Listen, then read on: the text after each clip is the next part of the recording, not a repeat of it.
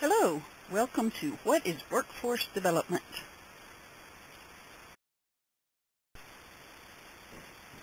We wanted everybody to know where we really came from, and since this is an online class, it only fit that we kind of tried to draw a map. First we have Mel, and she came from Medicine Hat, Alberta, Canada. Next, me, Whitney Adler, and I live in Woodstock, Minnesota. Followed by Lauren Smoot, and she lives in Bakersfield, California. And last but not least, Ashley Thornton, who lives in Waco, Texas.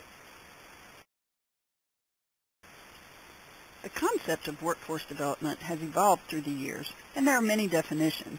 We like this definition proposed by Lynn Harrelson of the Federal Reserve Bank of St. Louis. Workforce development is a wide range of activities, policies, and programs employed by geographies to create, sustain, and retain a viable workforce that can support current and future business and industry. As we began looking at why workforce development was needed, it became necessary for us to look at how our states have been affected by unemployment. As you can see from the table listed in the presentation, all of our states and provinces have had decreases in unemployment in the past year. This could be due to an improvement in the workforce development. In addition to information about our states and provinces, here are a few additional stats to keep in mind. The 3 states had unemployment rates of 10.0% or more in 2012. Nevada again had the highest unemployment rate at 11.1%, followed by California at 10.5% and Rhode Island at 10.4%. North Dakota had the lowest jobless rate among the states for the 4th year in a row at just 3.1%, followed by Nebraska at 3.9% and South Dakota at 4.4%. Overall, 27 states had unemployment rates that were significantly lower than the United States rate of 8.1%, while 13 states and the District of Columbia had rates significantly above it. In this presentation, we will discuss workforce development from 3 perspectives: the individual's perspective, the employer's perspective, and the community's perspective. We will give examples of the kinds of workforce development activities that result from each of these 3 perspectives. First, workforce development from the individual's perspective.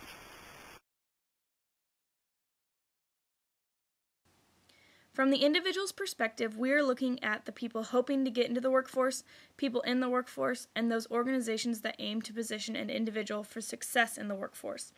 This definition clarifies we are not only looking at the worker, but organizations that help prepare the worker. Workforce development from an individual's perspective looks into the how can I be employable and how do I obtain the skills needed for the workforce. An example of workforce development from an individual's perspective is companies like WestTech. WestTech aims to provide training for individuals to improve their chances of getting into the workforce and being successful within the workforce. WestTech provides programs and trainings at cost-effective prices and also works with local high schools and community colleges in order to reach a wide audience. Their motto is to change people's lives, and they do this through individual development and making it possible for our workforce to have the skills needed to influence our local economy. Another example of workforce development from an individual's perspective is a nationally known Job Corps. One of the primary points of an individual's perspective of workforce development is employability. Job Corps does just that and aims to make trainings and development attractive to young people in order to make them interested in the workforce or prepare the worker. They also make the individual capable of utilizing quality skills learned throughout their program. Job Corps not only helps young people find a career, but also helps them to complete their high school diploma or GED. Their system includes 4 phases and definitely provides the guidance and structure to help an individual get into the workforce from all perspectives. Resources for an individual looking to get into the workforce are vast. They also depend on the amount of skills currently obtained by the potential worker. Those who have skills and are looking for employment can search in local ads, newspapers, phone books, and online for job openings. The best options for workers are career centers. For example, the Career Services Center provides services like the ones we previously mentioned and will help prepare the worker and make an effort to connect the worker to employment. Knowing and understanding the job force and the local environment is key for both the individual and those organizations hoping to help the individual.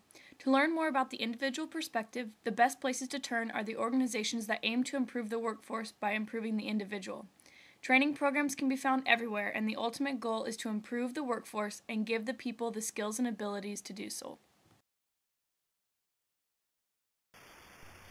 The next perspective of workforce development we'd like to examine is the employer's perspective. So when we talk about workforce development, what does that mean to employers? So from the employer's perspective, workforce development is described as training programs that provide existing and potential workers with the skills to complete tasks needed by employers to let the organization stay competitive in the global marketplace. Workforce development programs created from the employer's perspective generally have one goal in mind: to increase profitability through employee training. Employer-driven programs are generally designed and implemented as internal corporate programs and are meant to provide their employees and sometimes potential new hires with the skill sets to give them a competitive edge. More and more, these employer-sponsored programs are becoming more industry-specific, with multiple employers belonging to similar industries or employing similar occupations coming together to address skill shortages. So an example of a program developed from the employer perspective is Walgreens Retail Employees with Disabilities Program. In 2007, Walgreens implemented a training program targeted at employing people with disabilities. Recognizing the potential of this untapped labor pool, the company set a goal that 30% of their employees be people with disabilities. To achieve this goal, they established a partnership with a local disability agency and developed a curriculum to teach people with intellectual and developmental disabilities the skills they needed for jobs at their center. Walgreens soon exceeded its 30% disability hiring goal and found that the plant was operating 20% more efficiently than others. The business success of the Walgreens initiative prompted other companies such as Lowe's, Procter & Gamble, Best Buy, and Toys R Us to establish similar programs using this model. Another example of workforce development from an employer's perspective is McDonald's English Under the Arches program. Not uncommon in the fast food industry, McDonald's identified a problem of high employee turnover and realized a language barrier may be preventing some otherwise qualified staff from being promoted to supervisory levels. Driven by a corporate value to promote from within, they brought together a panel of adult English as a second language experts and partnered with the college to design and deliver a unique English for Work curriculum for aspiring managerial employees. The curriculum was built around specific workplace knowledge, terms, forms, and skills that were necessary to become a successful manager at McDonald's franchise. Staff at McDonald's headquarters were heavily involved in designing the program. Franchisees paid a tuition fee per student and also subsidized employees' time to participate. Since the program's inception in 2007, results have been very positive. 90% of participants have remained in their jobs after 3 years, reducing the high turnover rates common in the industry. And employees spoke of their growing confidence in English, not only on the job, but also with their families and in their communities. So how do we learn more about workforce development from the employer's perspective? There's plenty of research available today to learn more about employer-driven workforce development programs. One interesting source is produced by a group named Workforce Innovation Network, or WINS. WINS is a nonprofit organization focused on showing organizations how they can play a unique and important role in advancing the employer side of the nation's workforce equation. WINS has made available a series of how-to manuals on creating and sustaining employer-based workforce development intermediaries. These liaisons work with employers, workers, educators, trainers, and other stakeholders to cover topics such as career laddering, employment-related business services, and other employer-based resources. An example of workforce development resources that are available for employers include the Government of Alberta's Employer Series, shown here, which provides information on a variety of topics such as employee recruitment and retention strategies, dealing with workforce adjustment activities such as layoffs, as well as how to create a more diverse workforce. This collection of publications is available and can be ordered online free of charge for employers. Another interesting source of workforce development resources for employers comes from the Workforce Strategy Center, which is an entity that consults with education, workforce and economic development organizations, employers, and funders to develop strategies that help workers succeed and regional economies grow.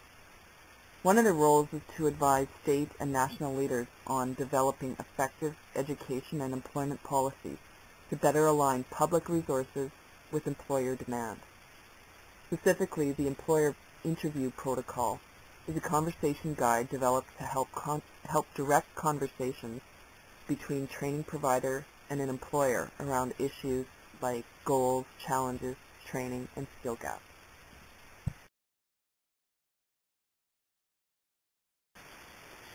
As we have been discussing, two ways to look at workforce development are from the individual's perspective and from the employer's perspective. A third possible way to consider workforce development is from the community's perspective. From this perspective, workforce development initiatives are driven by the economic development plans and concerns of the entire community, rather than strictly for the benefit of individuals or particular employers. From the community perspective, the purpose of workforce development initiatives is to educate and train individuals to meet the needs of current and future business and industry in order to maintain a sustainable, competitive economic environment for the whole community. In other words, the community perspective includes both the individual perspective and the employer perspective. It reflects the notion that cities and city leaders are increasingly realizing that a high-quality, skilled workforce is necessary to attract employers and to build sustainable economic competitiveness and success for the community. In the information age, more so than ever before, human capital drives economies.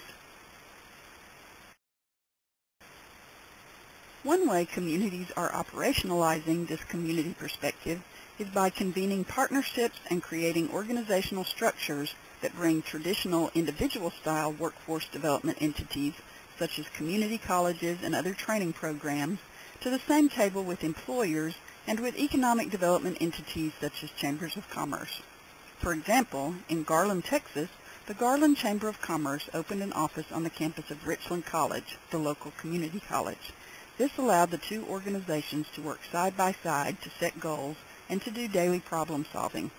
This partnership has spawned the Dallas County Manufacturers Association, which brings together local manufacturers, the college, the chamber, the local Workforce Solutions Board, the city, and the school district to work together to give their community the best possible chance to succeed in the global marketplace.